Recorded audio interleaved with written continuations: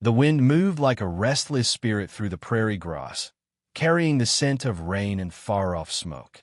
Elias Granger reined in his horse at the fork in the Date Road, eyes narrowing at the sight ahead. Two children stood there alone, one boy, one girl, caught in the dying light of evening as though the day itself had abandoned them. The boy, no older than 10, was barefoot and bruised, his shirt torn, his knuckles blooded. The girl clutched a rag doll tight against her chest, the fabric stained with dirt and tears. Elias dismounted slowly, the leather creak of his saddle loud in the hush. He had seen plenty of orphans in his time, drifting like tumbleweeds after storms of tragedy. But something in the boy's stance, half defiant, half pleading, halted him mid-step. "Can you take her instead of me?" the boy asked, voice raw as unpolished stone. His words carried no tremor, yet they were heavy enough to crack the air between them. The girl looked up at her brother, confusion shadowing her wide eyes. She did not cry. She only held tighter to her doll, as though it could anchor her to the ground. Elias studied them in silence. Behind their faces he caught the echoes of things unsaid. A home lost, a hand that struck too hard, nights spent under open sky. A wagon passed on the road, the driver glancing once before looking away, as if the sight of abandoned children was a burden too sharp to bear. Elias knew that kind of turning away. He had done it himself once, in another lifetime, when grief had stripped him bare and left him hollow. But this boy's voice clung to him. "Take her instead of me."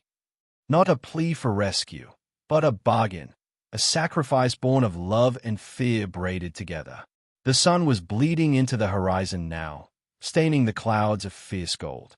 Elias shifted his weight, every instinct telling him to move on before the knot in his chest tightened beyond loosening. Yet his boots stayed planted, his gaze locked with the boy's. Somewhere in the distance, thunder rolled. The girl's doll slipped from her hands, landing in the dust between them, and the sound it made was softer than a heartbeat, yet it seemed to echo for miles. 3 days passed before Elias saw them again. The wind had shifted colder, scraping the streets of Dry Creek with dust and brittle leaves. He was tying his horse outside Wilma's store when movement in the corner of his eye drew him. Sam was there. He knew the boy's name now, slipping a loaf of bread beneath his shirt.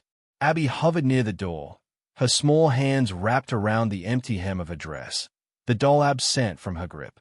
Wilma's voice snapped through the air. "Thief!" The shopkeeper stepped from behind the counter, face red with outrage. Sam stiffened, ready to run, but Elias was already at the counter, a silver coin glinting in his palm. "For the bread," he said, his tone so even it left no room for argument. Wilma grunted, taking the coin, his gaze lingering with suspicion. Abby's eyes followed Elias, not with trust, but with the wary study of someone waiting to be hurt. They slipped away into the alley, yet Elias found them again later that day near the old well on the outskirts of town. He didn't speak, just set a folded blanket on the well's edge and walked on. The next morning it was gone. Each evening after, he left something small, a tin of beans, a worn canteen, a length of rope, and each time the offering vanished before dawn. He told himself it was enough, these quiet gestures. But when the gossip began, whispers about the Granger widower sniffing around trouble, about those Harlan kids bringing bad luck, the old ache in Elias' chest stirred like an ember-catching wind. On the 5th night, a storm swept in, dragging sheets of rain across the prairie. The knock at his door came sharp and desperate.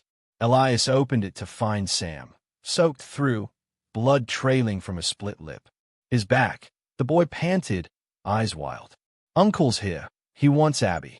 Elias' breath came slow, steady, but his hand was already reaching for his coat.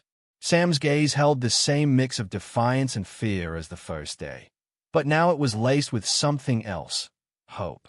In the dark, thunder shook the ground, and Elias knew there was no walking away this time. The rain was a curtain, silver and unbroken, when Elias rode into Dry Creek with Sam clinging behind him. Lantern light bled from the saloon windows, casting crooked shadows on the mud-slick street. The man waiting beneath the awning was broad-shouldered, his eyes glassy with drink, his jaw set like stone. Elias knew without being told. This was the uncle. "You've got something of mine," the man slurred, stepping forward. Sam slid down from the saddle, his fists clenched though his arms trembled. Elias dismounted, water streaming from his hat brim. "They're not yours," he said, his voice quiet, but steady enough to still the night. The uncle barked a laugh, ugly and sharp. "Blood's blood. That girl's coming with me." From the corner, the sheriff emerged, oilskin coat glistening. He'd known Elias for 20 years, had buried a wife alongside him. "They're under his roof now," the sheriff said, hand resting near his holster. "That's the law till the judge comes." The uncle's gaze darted between them, weighing his chances. A flash of lightning lit his face, twisted with anger, then fear. He spat into the mud and stumbled off into the dark, swallowed by the storm. Elias turned to Sam, who stood frozen, rain tracing clean lines down his dirt-streaked cheeks. "Where's Abby?" Elias asked.